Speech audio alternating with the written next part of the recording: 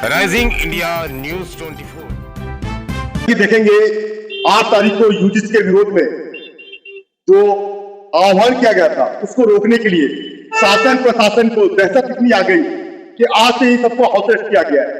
Rajnagar centre में सुबह सुबह लोगों को रोका गया है। यतीन्द्र की पैदल मार्च करने को रोका गया। आज यहाँ पे आनंद स्वरूप महाराज डॉक्टर राज शेखावत के राष्ट्रीय अध्यक्ष है उनको रोका गया।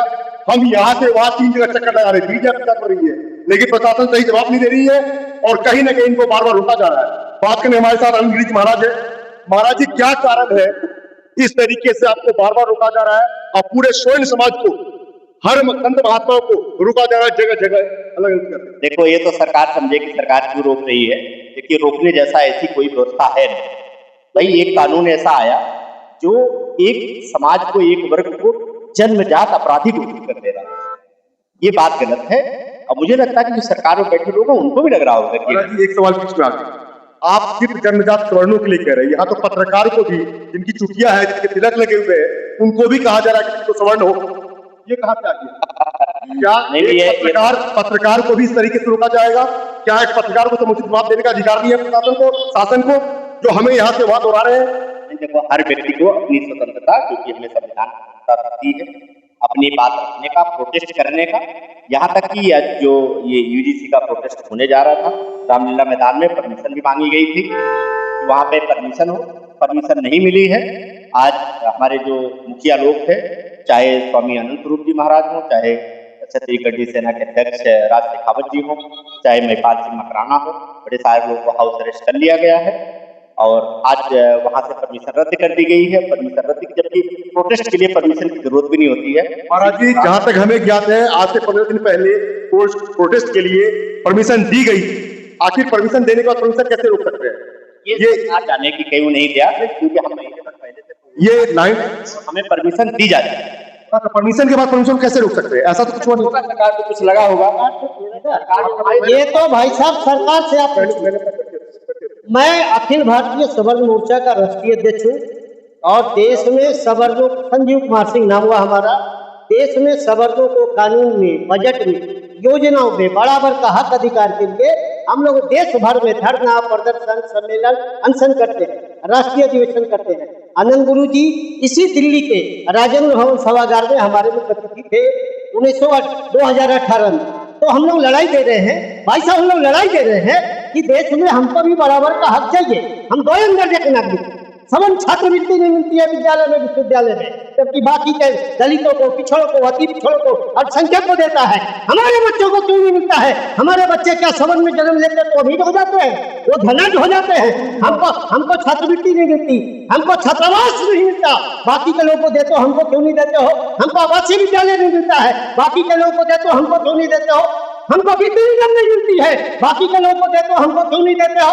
और आज यूजीसी का एक लेकर आए हो, सवर्ण जन्मजात उसमें दोषी हो जाए, गुनाहगार हो जाए, विश्वविद्यालय में गुनाह नहीं भी करे उसको दोषी बना दिया जाएगा। और जो दोषी बनाएगा, जो नौजवान, जो छात्र ओबीसी का हो, दलित का हो, पिछड़ा का हो, संख्या का हो, अगर वो साबित हो जाए कल कि ये गलत आरोप था, इसके बावजूद उस पर कोई कार्रवाई नहीं होगी, इससे बड़ा अनर्थ, इससे बड़ा क्या अन्याय हो सकता है भारत में? ये बड़ी लड़ाई है और सवर्णों को बराबर का हक अधिकार चाहिए। सभी देश के नागरिक हैं, हम सबको समान अधिकार मिलना चाहिए, हमारे बच्चों का भविष्य ना खराब हो, सरकार सबको समानता की दृष्टि से देखे, यही एक आह्वान है, यही एक चिंता है। जैसा कि देखेंगे, इस समान नागरिक संहिता की बात होती है, सवर्ण को 2 दर्जे का समझा जा रहा है, उनका यूज किया जा रहा है, उनको मिसयूज किया जा रहा है। बात करें हमारे साथ नारी शक्ति भी है, नारी शक्ति से बात करेंगे, इनको ये कहाँ तक हाथ लीजिए? 14 जनवरी मैं अंजलि त्रिवेदी नागपुर से हूँ, सवर्ण समाज समन्वय समिति नागपुर प्रमुख हूँ। 14 जनवरी से पहले मैं भी एक अंधभक्त थी, मोदी अंधभक्त जो कहा जाता है, मैं वही थी। लेकिन जब 14 जनवरी को जब यूजीसी प्रसारित हुआ, पता नहीं, जब हमें पता लगा कि ये हमको हिंदू बनाकर हम 3 बार सरकार बना ली, इन्होंने हिंदू बनाकर 3 बार इन्होंने सरकार बना ली और उसके बाद यूजीसी एक्ट लाके हमको जातियों में विभाजित कर दिया। कई सालों तक ये हम लोग संघर्ष करते रहे, हम लोगों ने पार्टी खड़ी की है, बीजेपी पार्टी में मेहनत हम लोगों की है। आज हम लोग को बिल्कुल आपको दरी बिछाने के लिए आप लोग रखा गया, बस अब तो दरी बिछा सवाल तो सिर्फ दरी बिछाना नहीं रहेगा। बिल्कुल दरी बिछाने का सवाल है कि हमारे साथ राष्ट्रपति है, राष्ट्रपति कहाँ गए? सवर्ण तो हमेशा यूज करने के लिए होता था, अब अपराधी घोषित हो गया है। क्या यही तो आप कह रहे थे? क्या ये सच है? अब अपराधी ही नहीं, अब तो आपको घर के अंदर अरेस्ट किया जा रहा है। देखिए, ये जो यूजीसी का कानून है, वास्तव में यूजीसी का ही बोला हूं मैं, कि वास्तव में ये सिर्फ सवर्णों के लिए ही नहीं, मैं जो मानता हूं, ये जो एक थाली में बैठ के भोजन करते थे, एक दरी पे जो लोग बैठते थे, बचपन से हम लोगों को याद है कि हिंदू मुस्लिम भाई भाई, हाँ, ना हम हिंदू ना हम मुस्लिम ना हम सिख ईसाई है, हम मानवता है, धर्म हमारा, हम सब भाई भाई है। जब सर्व समाज के लोग एक साथ रह के बैठते थे, एक साथ रह के शादी ब्याह उपनयन जनेऊ मुंडन सभी में मिलकर एक साथ रहना खाना पीना होता था। ये सवर्ण का यूसीसी ला करके अब जो पहले तो हिंदू मुस्लिम को लड़ाया जाता था, अब जो है आपस में हिंदुओं को लड़ाया जाता है। शास्त्री जी कहीं दहशत तो नहीं आ गई? डर तो नहीं आ गई? दहशत किसमें? दहशत किस बात? जो क्या आप डरे हुए नहीं लग रहे? नहीं नहीं, जो मेरा हक कानून का डर नहीं है? नहीं, हमें डर किस बात? हम जो है भारत के नागरिक, हमारा जो अधिकार है वो कानून हम अपने अधिकार को मांगने में इस पर डर नहीं, भय नहीं, किसी प्रकार की बात नहीं है। अभी तो सिर्फ ये शुभारंभ है। शुभारंभ में कल रामलीला मैदान में रोकने का जो जनसंख्या के बल पे देखा, यहाँ पर भीड़ ज्यादा होगी। 170 आदमी के ऊपर मुकदमा दर्ज हो चुका है यूजीसी लागू होने से पहले ही। देखिए, मुकदमे तो ब्राह्मणों के ऊपर ही हुए हैं।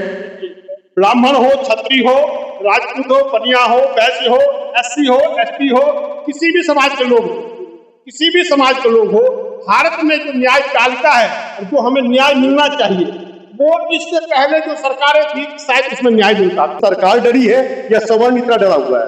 सवर्णों के ऊपर मुकदमे हो ही रहे थे, अब तो और एक जो है काला कानून आ गया है। ये लोग बता, ये हमारी राय नहीं है, सवर्णों की राय। बात करना चाहिए मातृशक्ति से। श्री श्री 1008 महामंडलेश्वर गुरु मां ममता दास। देखिए, ये जो यूजीसी आया है, ये स्वर्ण समाज मात्र के लिए नहीं है, ये समस्त देशवासियों 140 करोड़ जनता के लिए विभाजित करने के लिए। ये जो ऊंच नीच दलित खंगड़ा पिछड़ा स्वर्ण, ये कौन कर रहा है? जितनी भी राजनीतिक पार्टियां हैं हमारे भारत में, ये व्यवस्था थी ही नहीं। हमारे भारत में ये व्यवस्था नहीं थी कि ये स्वर्ण जाति के हैं, इन पर केस कर दो। आज ये अवस्था हो गई कि स्वर्ण जाति का एक कोई अच्छे घर का बालक या बालिका शिक्षा ग्रहण करने जाती है या कहीं किसी कार्य के लिए जाती है, उस पर किसी व्यक्ति को अनावश्यक तौर पे यदि परेशान करना है तो उस पर ये अट लगा दीजिए। आपस में ही आपको लड़ाने का कार्य किया गया है। तो ये बड़ा ही दुर्भाग्यपूर्ण है, ये नहीं होना चाहिए। इसीलिए चाहे मातृशक्ति हो या हमारे जितने भी स्वर्ण समाज के जो लोग हैं, वो इसलिए कि हमारे भारत को भारत रहने दिया जाए, इसके लिए हम कार्य कर रहे हैं। ये आज मातृशक्ति आए हैं, ये नागपुर से आए हैं और मैं कोल्हापुर महाराष्ट्र में रहती हूँ, वहां से मुझे दिल्ली आना पड़ गया।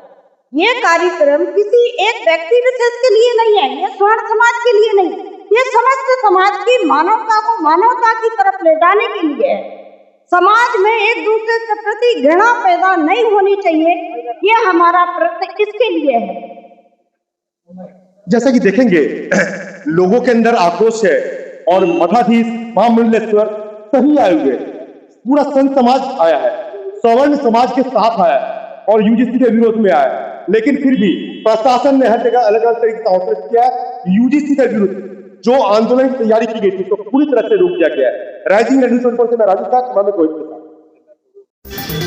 देश और दुनिया का सबसे तेजी से उभरता हुआ news channel rising India news 24 channel को सब्सक्राइब करें, लाइक करें और वीडियो को शेयर करें।